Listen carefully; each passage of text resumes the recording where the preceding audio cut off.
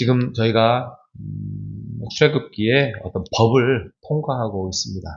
20장에서부터 23장까지는 사회 안에서 일어나는 시민법이라고 한다면 25장에서부터 32장까지는 의식법, 시민법, 의식법 이렇게 생각하시면 될 것입니다. 먼저 오늘 일사 말씀은 22장에서부터 출애굽기 24장까지 말씀을 함께 나누고자 합니다.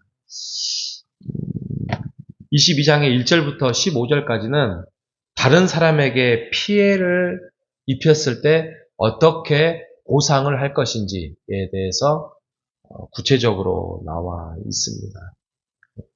예를 들면 금방 우리가 읽었던 22장 1절의 말씀을 보면은 사람이 소나 양을 도둑질 하다가 걸렸어요. 팔아 먹었거나 그러면 소를 5마리를 갚아야 돼요. 그리고 양을 그랬다 그러면 양은 4마리예요. 그럼 왜 5마리고 4마리냐? 소가 훨씬 가치가 있죠. 훨씬 어떻게 보면 우리 옛날에 몇십 년 전만 해도 소 1마리가 어떻게 보면은 그 집안 기둥이라고 했잖아요. 근데 아주 중요한 것들을 더 크게 죄를 지었으면 더 크게 갚아야 된다. 이 말씀을 하고 있는 것이죠. 이게 단순히 10계명에 나와 있는 도둑질 하지 말라. 그래서 도둑질 하니까 너희들이 보상을 해야 된다. 이런 맥락을 좀 뛰어넘어서 왜 하나님께서 남의 것을 손을 대고 훔치거나 팔아먹거나 속이거나 해서 돈을 이렇게 불이익을 가져오게 했느냐라고 하냐면 재물은 그 사람 것이 아니에요. 재물은 누구 거예요? 하나님 것이 하나님 것인데 그 사람한테 잠시 맡겨놨는데 그것을 하나님 것을 훔쳐간 거예요. 그러니 벌을 받아야죠. 크게. 그러니까 걸리면은 이거 소 1마리 2마리로 갚는 게 아니라 5마리로 갚아야 돼요. 더 큰 죄는 더 크게 하는 거죠. 그러니까 만약에 내가 다른 사람한테 1,000만 원을 빌렸어요. 근데 갚지 않았어요. 근데 그게 하나님의 법에 양심의 가책이 느껴요. 이게 20년 전 이야기예요. 그럼 얼마 갚아야 돼요? 5천만 원 갚아야 돼요. 혹시 남의 돈 띄어먹고 지금 그리스도인으로 있는 거 아니죠? 그러면 안 돼요. 세상법이 아무리 어떻게 해서 속임수를 할 수 있어도 하나님은 눈동자와 같이 우리를 지키시고 보호하시고 인도해 주시기 때문에 남의 돈을 혹시 띄어서 오늘날 10년, 20년, 30년 했다면 꼭 갚아야 돼요. 이자까지 쳐서 갚아야 돼요. 이게 그리스도인의 등불이고 하나님의 법입니다. 반대로 아마 우리 그리스도인들, 우리 호산나 성도들은 돈을 띄임을 당한 경우가 있었을 것 같아요. 너무 착해서 하나님이 갚아주실 거예요. 하나님이 갚아주실 거예요. 정말 그렇게 살면 안 되는데 양심 불량한 사람들이 그렇게 또 살아가면서 사람들의 돈을 그렇게 합니다. 그래서 재물은 하나님의 것이다. 이거 기억하시고요. 두 번째는 재물은 하나님의 뜻에 사용돼야 된다. 이게 두 번째 재물에 대한 정의고요. 세 번째는 아까 말씀드렸던 다른 사람에게 피해를 입혔거든 몇 배로 보상을 해줘야 되는 게 그 재물에 대한 하나님의 법이에요. 그래서 이 정도로 우리가 이제 쭉 시민법에 대해서 읽다 보면은 이게 좀 디테일하다. 어떻게 보면 상식선을 뛰어넘어서 아주 그 상대방에 대한 의도 또 범죄자에 대해서 양심의 가책을 느낄 정도의 세심한 그 마음을 헤아릴 수 있는 것들을 이렇게 지금 율법으로 출애굽기에서 설명하고 있는 것입니다. 그래서 이 법을 통하여서 죄를 억제하는 그러니까 다른 사람들은 아까도 말씀드렸던 것처럼 숨기면 돼요. 도망 다니면 돼요. 근데 그리스도인은 그럴 수 없어요. 절대 그럴 수 없어요. 왜냐하면 교회를 다닌다, 하나님의 말씀을 듣는다, 또 하나님의 자녀다. 이 말씀을 매주 들어야 되는 거거든요.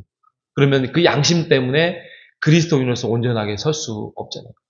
그래서 예수님이 나중에 산상수훈에 뭐라 그래요?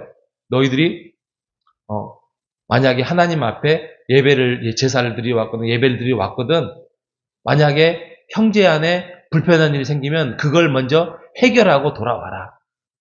그래야 진정한 그게 하나님께 드림이 될 수 있다. 이렇게 말씀을 하잖아요. 23장에 가면 이제 하나님께서 여러 가지의 날에 대해서, 공평하고 절기에 대해서, 날에 대해서 설명을 하고 있어요. 그래서 23장에 가면 진정한 공평이 뭔지, 이게 보통 우리가 민주사회에서는 다수결의 원칙이 정의다. 근데 성경은 또 그렇게 말하지 않아요. 23장 2절에 보면 다수를 따라 악을 행하지 말라 그래요. 그죠? 물론 어쩔 수 없이 다수결이 할 수밖에 없는 상황이 벌어지는데, 그렇다고 해서 다수결이 꼭 많은 사람들에게 유익이 되느냐? 그러지 않는다는 거죠. 가장 유익이 되는 것은 하나님의 법이다. 그죠? 하나님의 율법이다. 그 말씀이죠. 그리고 너의 이익에 따라서 부당한 증언을 하지 말고, 또 가난한 사람이라 해서 두둔할 필요도 없고, 부자라고 해서 아첨할 이유도 없다. 오직 옳다 그르다 라는 대로 너희들을 행동하라라고 말씀을 하고 있어요. 또 하나 놓쳤는데 22장 11절 같은 경우에 보면은 여호와께 맹세하는 건데, 만약에 그 임자가 이것이 내 거야, 내 것이 아니야, 그러면 그대로 믿을 것이다. 그러니까 하나님의 사람은 계약서가 필요 없어야 돼요. 이 사회에서 너무 혼란스러운 사회에서 계약도 해야 되고, 또 그 계약을 또 뛰어넘어서 또 밑에다가 또 적어야 되고 막 너무 복잡한데, 그리스도인은 계약서가 원래 필요 없어요. 그 말 자체가 하나님의 사람으로 계약서가 돼야 되고 진리가 돼야 된다는 것이죠. 그렇게 사시는 여러분 되시기를 바랍니다. 그리고 23장 안식년과 안식일이 나와요. 안식일의 안식년은 만나와 메추라기 광야에서 했던 것과 똑같이 너희들이 6일째는 일하고 하루는 쉬어도 너희들에게 먹고 사는 문제를 일용할 양식을 하나님 해결해 주신다라고 말씀을 하고 있고, 안식년도 마찬가지예요. 6년 동안 일했으면 7년째는 쉬어야 된다. 그래서 왜 그렇게 해야 되냐면, 그 1년째는 하나님께서 너희들을 풍요롭게 할 것이고 풍요롭게 했으니까, 또 너희들을 혼자 그렇게 풍요롭게 살지 말고 가난한 사람들도 있고, 또 하나님이 만들어 놓으신 들짐승, 새, 걔네들도 먹을 수 있도록 너희들이 좀 쉬어라, 이 말씀하고, 이 정도로 하나님의 사랑이 전 지구상에 이렇게 포함되어 있는 것이 안식일이고 안식년이에요. 그리고 20절에 가면 갑자기 사자가 나와요. 내가 사자를 앞서 보내어 길에서 너를 보호하여 너를 내어 예비한 곳에 이르게 하리니 너희는 삼가 그의 목소리를 청종하고 그를 노엽게 하지 마라. 아마 이 당시에는 이제 선지자가 없었기 때문에 선지자는 아닌 것 같고, 이 사자는 그때그때 하나님께서 보내주신 어떤 천사 개념 같아요. 천사. 그래서 어떤 천사가 너희들에게 어떤 사인을 보내고 또 너희들에게 말씀을 전하거든 너희들이 그의 목소리를 청종하라. 이 말씀이거든요. 이게 하나님의 말씀에 귀 기울여라, 그 말씀이에요.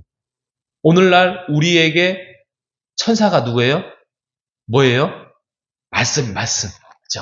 하나님의 말씀이 우리에게 들리거든, 또 우리를 깨닫게 해주시거든, 또 그것이 하나님의 말씀으로 다가오거든 목소리를 청종하라. 그죠? 청종하라. 그러니 말씀으로 하나님의 거룩한 말씀이 우리에게 들려지고 알려지고 하기 때문에 천사가 그래서 없어진 것 같아요. 굳이 천사가 나타날 필요가 없잖아요. 그런데 우리가 하나님의 말씀을 읽지 않고 하나님의 말씀을 들으려고 하지 않고 하나님 기적을 베풀어 주십시오. 하나님 천사를 보내주십시오. 그렇게 하지 마십시다. 이게 천사예요. 하나님의 말씀이 천사, 이게 기적이고 이게 하나님이 보내주신 천사고 이게 하나님의 뜻이에요. 그래서 우리가 말씀으로 늘 하나님의 뜻을 보물처럼 캐고 캐어서 우리가 하나님의 뜻을 더 알고 알면 우리의 삶이 훨씬 더 풍요로워지고 하나님의 법 안에서 살기 때문에 우리가 행복해질 수 있는 것입니다. 하나님의 말씀을 함께 듣고 함께 읽고 함께 깊이 청종하면서 주님이 기뻐하는 삶, 또 나도 기쁨의 삶을 살아가는 우리 모두가 되시기를 바랍니다. 나머지는 제가 24장은 이것은 이 말씀은 언약식이거든요. 내일 제가 수요 기도회 때 말씀을 드리겠습니다.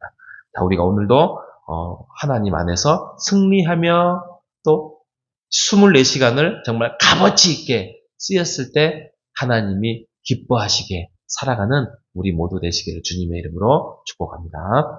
하나님 감사합니다.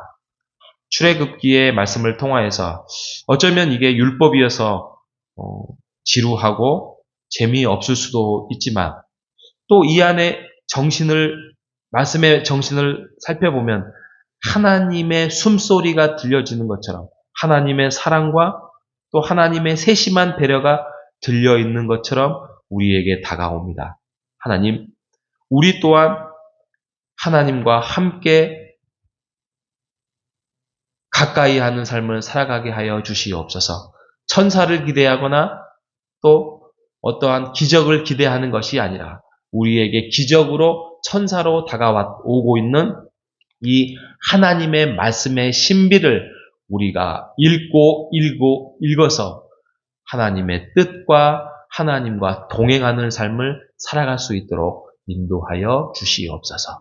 살아계신 예수님의 이름으로 기도합니다. 아멘.